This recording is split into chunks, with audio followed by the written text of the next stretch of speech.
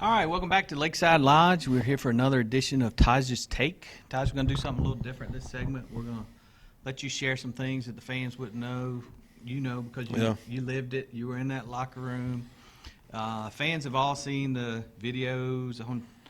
We don't see them quite as much as we used to. Dabo dancing in the locker room. Right. First off, what kind of dancer is Dabo? Dabo is a above average, terrible dancer. I mean, so he fits that mold where it's like, yeah, that's bad, and then it's like that really bad. It's like the dad at the prom that you don't want him at, you know. So it's kind of one of those guys, though. But you always have to give him credit because he's willing to learn, and if he's willing to learn, then he's willing to grow. So in that realm, I mean, every dance that comes out, every trend that comes out, he's always first to the table. And I don't know. I know Drew and Will can't dance, so it must be Clay that's trying to teach him what's going on over there. So, do you think he's in his office practicing during the week? I mean, it has to be, you know, and maybe not that. It has to be at least in the shower because you don't just pop out with those kind of moves, you know. So, and I do know that he's not looking in the mirror because if he did, he wouldn't do it. So he would not dance. So. But yeah, I mean, that's, you know, honestly though, as players, I mean, you appreciate it. I mean, you enjoy it because, I mean, when you talk about players, coaches, and what those type of people mean to the program, I mean, he's the epitome of that. So he's one of those guys that if it takes the embarrassment from the players, he'll rather take that on himself. And I think that's kind of what it all symbolizes and everything else of that nature. All right, who was the best dancer on the team when you were there? When I was there, I mean, every guy thought that they were, you know. I don't want to know who thought they were. I want to know who was the best dancer. Andre Branch? That's too easy now. I tell you what, we had a guy. I mean, G-Hop was pretty good. I was wondering if you were going to pull out the G-Hop. I mean, G-Hop was strong, you know. I mean, G-Hop had a little juice. But, I mean, it depends. I mean, because the dance ain't really the dance. Now, if we talk a dance, we're probably talking about a guy named Drew Moss. Nah, he wasn't that either. We had some guys. They were all right. But I couldn't dance for sure. I'll tell you that. I was done with it, man. We talked about the funny side of Dabo. Yeah. You know, enjoy the win side. Talk a little bit about the fiery side of Dabo and some of the moments you remember where he had to lay it into the team to get you guys going at halftime or before a game. You know, I can honestly say that he's one of those guys where he doesn't outwardly express himself to the utmost. He's very reserved in that, and even if he did yell, you know, we wouldn't feel bad by that. You know, we're just like, all right, that's just coach. One of the things is that for Coach Swinney, he has this expectation because when he looks at you, he understands, you know, what your potential is. And the biggest disappointment for him is when you're not living up to that. So to hear the words like your dad would say, I'm disappointed, was the most hurtful thing that he could say to us because ultimately that just meant that we weren't giving him everything that we got. You know, he always talks about the quest for best, or the best is the standard, and he tries to apply that to each and every player individually. So, I mean, it's a special guy like that because you take those same life lessons and mottos and everything else with you after ball is done, and you start to realize how uncommon that is outside in society as a whole. So as you look back, you see more from all those sayings that he says over and over. You can see more what those things mean as you look back. I mean, you hear him so much, you start to live them. You know, I started to talk to him. I go speak, you know, elementary school, middle school, and I'm over here talking like I'm Coach Swinney. I'm like, damn, you know, how much did you really pick up? You know, so I capture all of the information. And if you're watching this, I just want you to know that I give thanks, my dog for life. You know. There you go. All right, let's go to the LSU bowl game. You guys got that ball, that last drive. Right. You got to drive down there and kick that winning field goal. What do you tell the team as you guys are getting ready to go out there on the field? Or maybe what do you tell the team when you get ready to do that fourth down play? Well, it wasn't as glamorous as Deshaun's.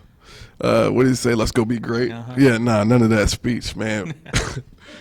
Coach called. I mean, we had time out going into the game, and you know, Swinney sitting there, Chad Morris, and they're like, "What are you thinking?"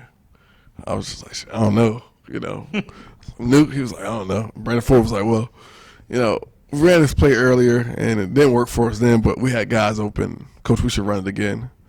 Chad Morris was like, "Well, should we do it?" And they looked at us and was like, "Well, yeah, let's do it." And I think, like, obviously, like, it's not really that cool of a story. I mean, but ultimately what it all boils down to is, I mean, we've put so much work in and handcrafted that thing together that regardless of what Coach called, we always felt like there was an out plan for it.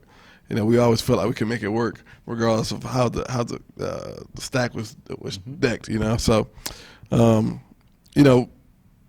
Nuke and Sammy, with Sammy going out the game, I mean, all we heard was, it's over for you boys, and they was barking the whole game, and there was so much chaos going on around us that in that particular moment, everything went silent. It was like one of those movies. It was like Bobby Jones hitting the golf ball, because we walk out there, run into the field, and I look up in the stands, and there's like people halfway out their seats, and they're like walking towards the exits, and we're like, damn, man, we can't let it go out like this. So for us, I mean, when you look at it, and the completion and the catch and the facial expression, I mean, Coach Swinney was pretty fired up, but the rest of us were like, next play. And that was just the whole mentality that we developed from Coach Swinney and Coach Morris, After that fourth down catch, that was your game? Oh, yeah, it was over with. We just needed to get past the sticks. And, we had some other big hookups on the sideline with Nuke. Adam caught the slant. And once we got to the sideline, I mean, Catman from that particular point was automatic. I mean, he had already been through his adversity early in his career with the Auburn game. So when you talk about players being able to step up to the plate and make those big-time plays, you can't do that unless you've already been there and have failed at it, So for us, since he had done that, we was like, you know what? This game is golden right here. So we knew it was going through the uprights before it went in, and it's obviously a monumental point at this particular program. But absolutely, I mean, it was special, especially, And I got it tattooed on me, and Nuke has it tattooed on me, and it's a cool moment. Yeah. All right, let's go to Dabo the recruiter. Yeah. You were part of that. Right. Dandy Dozen class. You guys had to believe in the hope. Yeah. You got this new guy, Dabo Swinney, coming in your living room. You got all these top programs Right. recruiting you. What was it about Dabo and his sales pitch to you and your parents that got you to say, man, I want to be a Tiger? Hopes and dreams, Now, I think the difference with him, which is why he can still recruit at such a high level, is because everything that he speaks from experience.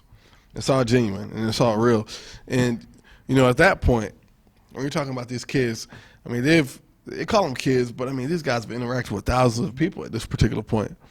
So to say that they don't know how to read character or judge that would be an understatement, because they're way past that.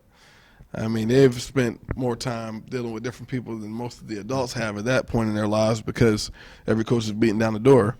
So when Coach Swinney walked into my house, he was like, look, I'm not going to tell you what we can offer you, because we can't offer you anything. I don't know if I'm going to be here. I don't know what we're going to do as a program. He was like, but I'll tell you who I am as a person and let you see me in that light. And he told me that whole story. And ultimately, he was like, look, I can't guarantee you that you'll play or that you'll start. He's like, but you will have the opportunity. So at that point, that was the most honest thing I had heard. I mean, because, again, coming off of, I had the ACL surgery 3 weeks prior to that, after the All-American game. And most guys and coaches were like, you know what, you'll be the starter from the day you step on campus. And that's all just fabrication at that moment, because there was no guarantees. There are still no guarantees. So to go out there and have those coaches tell me that, and Coach Swinney tell me that all he can give me is an opportunity, I believed in that more so than anything else. All right. I made that long trip up there, covered that announcement. As you look back from that day, you put that Tiger Paw hat on. It stunned a lot of people to where the program is today. Yeah. Could you have envisioned the program being where it is today, back on that day you made that commitment? I'd be lying if I said I could or did at that moment. I mean, I've always counted myself as a pretty good player, and knew that I could help do something that hadn't been done here and try to revitalize the program. And that was the main mission coming in here. But, if I would have told you that, if you look at all those other schools that were in the picture at that point, Ohio State, Oregon, that they were going to be at the bottom of the totem pole at some point, and that Clemson was going to ascend to the top, I mean, nobody would have thought that. So to be a part of that building block and just seeing firsthand how everything was progressing, I mean, it was amazing to see where it's going now, to know where it's been, and to even just get a history lesson from the guys. So, I had dinner last night, Woody Dancer and Patrick Sapp and Michael Allen, and I'm sitting there with Robert Smith and Hot Rod and James Trapp. Like the collective collaboration that these players have, from former players to current players, those future players that are coming in, I mean, it's pretty special. And it was probably one of the tightest groups that I've ever been a part of. So that Paul is something different. And I tell all of these kids that are here now, you know, the pause is important while you wear it. But more importantly, it's everything that it has been, and it's everything that it will be. So the past and the future is more important than just you in this moment right now. Last question for you, Tajh.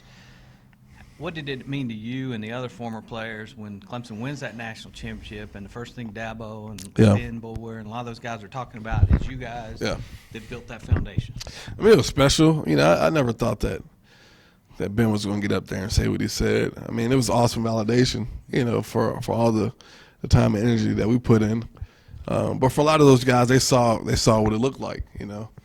I mean, Ben Boulware, when I went to go train, he stayed in my place, you know. So guys like that, I mean, I think that their character was best suited for this program, which is why they were successful here. But at the same time, they're gentlemen as well. So they didn't have to give us credit, but they did. And, you know, we're always thankful for that. You know, we sit down and we talk about it, and we try not to reminisce on all the times that we had. But in hindsight, you know, you appreciate it more when you finish it as opposed to actually when you're in the moment. So it was a special group of guys, man, and I'm glad it was those guys that got a chance to get it done. But, I mean, at the time when I was there, we couldn't possibly get it done just because we didn't really have all of the pieces. It wasn't a team yet, you know. It was building up towards that, and it wasn't a program yet. But to see what those guys have done, to see, I think, where they're headed, you know, with some more national championships in sight, I mean, this program is definitely on the right track, man. Just proud of it. All right. Well, thank Tajh for taking time for this special edition of Tajh's Take, sharing some things that you guys won't hear anywhere else. Stay tuned to TCI for the most complete coverage of Clemson football. Most complete.